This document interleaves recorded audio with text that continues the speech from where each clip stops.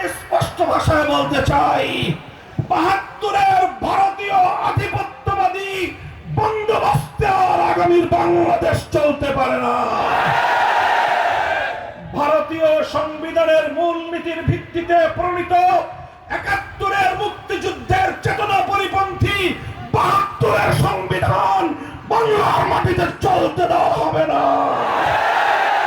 আগামীর বাংলাদেশ গড়ে উঠবার জন্য ২০২৪-এর জুলাই বিপ্লবের সনদকে রাষ্ট্রীয়ভাবে স্বীকৃতি প্রদান করে, আইনি ভিত্তি প্রদান করেই ২০২৬ সালের ফেব্রুয়ারি জাতীয় নির্বাচন হতে হবে। সংগ্রামী সাথী ও বন্ধুগণ, জুলাই বিপ্লবের ছাত্র জনতা এদেশের শাহাদাত বরণকারী আবাল বৃদ্ধ সহস্রাধিক প্রাণের অযুত প্রাণের রক্তের বিনিময়ে দ্বিতীয় স্বাধীনতার যে স্বাদ বাংলার মানুষ উপভোগ করতে শুরু করেছে, এটাকে পূর্ণাঙ্গতা পর্যন্ত পৌঁছে দেওয়াই আমাদের আগামী দিনের সংগ্রাম। আমি আপনাদেরকে উদাত্ত আহ্বান জানাচ্ছি, বাংলাদেশে ফ্যাসিবাদ উৎখাত হয়েছে, নতুন কোন ফ্যাসিবাদ বাংলার মাটিতে আর শেকড় কেড়ে বসতে দেওয়া হবে না ইনশাআল্লাহ।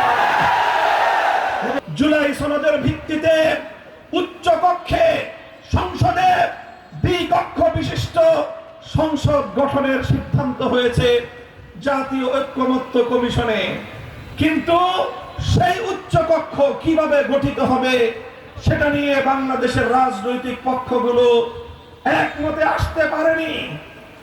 আমাদের জন্য এটা অত্যন্ত দুর্ভাগ্যজনক একটি বিষয়।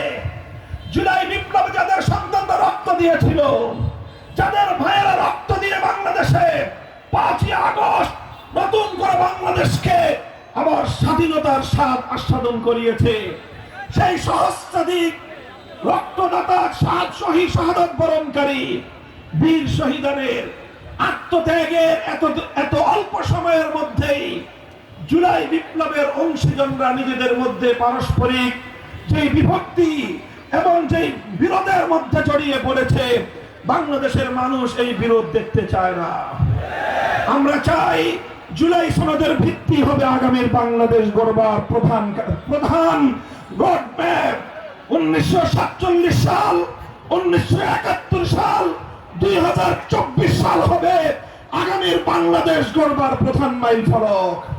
যেই উচ্চকক্ষ গঠনের সিদ্ধান্ত নেওয়া হয়েছে, সেই উচ্চকক্ষ পিআর পদ্ধতিতে ভোটাধিকারে প্রয়োগকারী গোটা দেশের সকল ভোটারদের সংখ্যানুপাতিক হারে উচ্চকক্ষে পিআর পদ্ধতি যদি বাস্তবায়ন না করা হয়, বাংলাদেশ খেলাফত মজলিস সেই উচ্চকক্ষ যেখানে বেকার পুনর্বাসনের একটি উচ্চকক্ষে পরিণত হবে।